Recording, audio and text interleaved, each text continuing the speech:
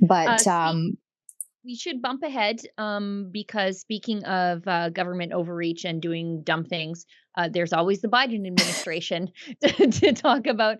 And as it turns out, us Canadians, we remain plague rats to the United States. Last night, or I guess it would be this morning, although it was leaked last night, the United States quietly extends its COVID vaccination mandate for non citizen international travelers through April. Now, that's not quite accurate, although I guess it is accurate if you're using the terminology.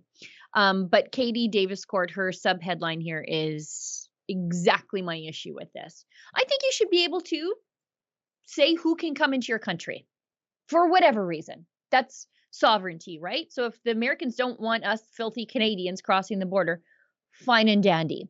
My problem is the hypocrisy here because, as Katie notes, despite the porous southern border allowing a constant stream of illegal entries into the country, the Biden administration is continuing its policies of barring unvaccinated travelers from entering the United States. So the problem is us Canadians are trying to do this illegally. So we're trying to jump through all the hoops. We're showing up at the border with our passport and we're like, hey, here's me. I'm a Canadian. I won't be any trouble. I'm just here to buy cheap milk and cheese and take it back across the border. But if you are an illegal migrant from Central and Southern America, and I'm not even saying Mexico because they are using Mexico as a stopover a lot of times, you can just wander in, trash the local places, and end up in a shelter, crowded and looking not all that sanitary, by the way, as Katie pointed out when she went to the airport that had been turned into a migrant facility, an ICE detention facility, I guess, but they weren't really detained. You could just come and go as you please. But yeah, if you're a Canadian just trying to follow the rules, no, there's no room for you here. But yeah, you can just break the rules and get in and it's fine. And they will bus you to wherever you want to be. And there seems to be some discrepancy there also between flying in via air and then crossing on land borders.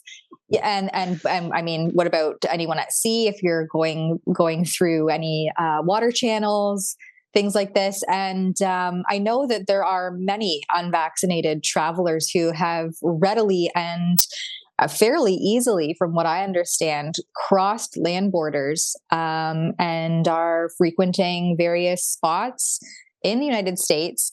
That's not to say that everybody who tries gets through, but I haven't myself. I have no idea what that looks like. But from what I'm hearing, it's not very difficult to get into the States via land border as an unvaxxed anyone. It's just whether or not you go to the right border at the right time and get the right agent or wrong agent, depending on how you're looking at it. Yeah, and they're not clear, as you say, about whether this applies to air travelers, land travelers, sea travelers. So can you get on a cruise in Vancouver and go to Alaska if you're unvaccinated? How quickly is that going to change? You know, like nobody knows really what's going on. So how does anybody book travel plans? And it's just so unclear. And as you say, sometimes it's just up to the will or the sticklerness of whatever border agent you get. Mm-hmm.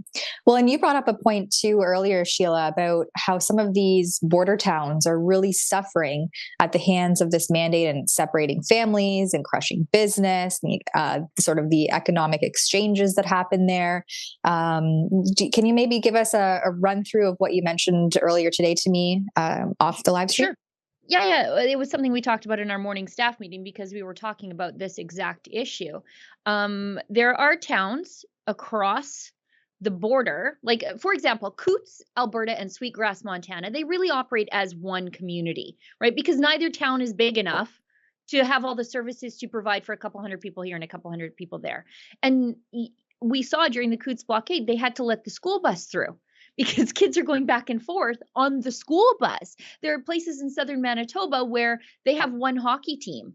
That's it. The rink might be on the Canadian side, but the American kids come across to play. And as a Canadian, your doctor is on the American side because there's no doctor in your town. I think it's Point Roberts, Washington. You can only access it through Canada. The town is like 1,200 people. Their bank closed because they don't have enough commerce happening because the Canadians weren't allowed in. I think one restaurant said that they had like a 90 or 95% of their business was Canadians. Bellingham, Washington, they at the Costco there, they used to call us Canadians the Red Plague because I joked about us coming down to buy milk and cheese that isn't Soviet controlled by the state. But that is the case. Canadians would come to the Costco and like clean out the dairy section and then go back because it's a lot cheaper to buy your dairy in the United States where there's no quotas.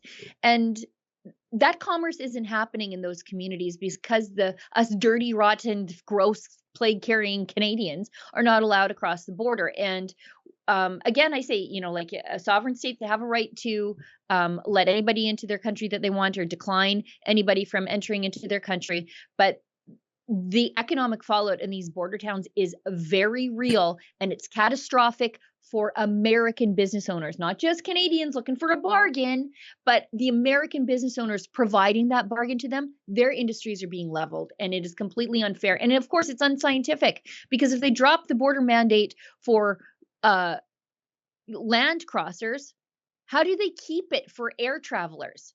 Where's the science there? Somebody explain that one to me. Well, and even as it stands right now, depending on where you go and who you get, you can still cross in on the land. So there's unvaccinated people and the migrants just come and go as they please, really. So yeah, the science obviously doesn't line up, doesn't match. And even if this was effective, the mandate itself was marketed to the public as being this effective injection that stopped the spread and stopped infection. And now we see that that's not the case. So the whole narrative is basically in crumbs on the floor, but you have the Biden administration still upholding their useless, unscientific mandate while hypocritically and simultaneously having, as Katie described it, which I really liked, the porous borders to the south, just having people come and go, really on the American taxpayer dime. Yeah, we saw the same thing happen in Canada here. We had that access to information document that showed that as they were imposing the vaccine mandates on cross-border truckers that spurred the Freedom Convoy in Canada here, they were relaxing not just you could get into the country illegally in Canada, just walk across Roxham Road. You didn't need to have a vaccine, but they decided we aren't even going to screen them for COVID because it's taking too long. And there are so many of them coming that is causing a backlog in the migrant hotels. So let's just let them go. While simultaneously law-abiding Canadians just wanting to do their jobs and support their families, they were facing a vaccine mandate that could put up to, as Chrystia Freeland's notes suggested, 50% of them out of work.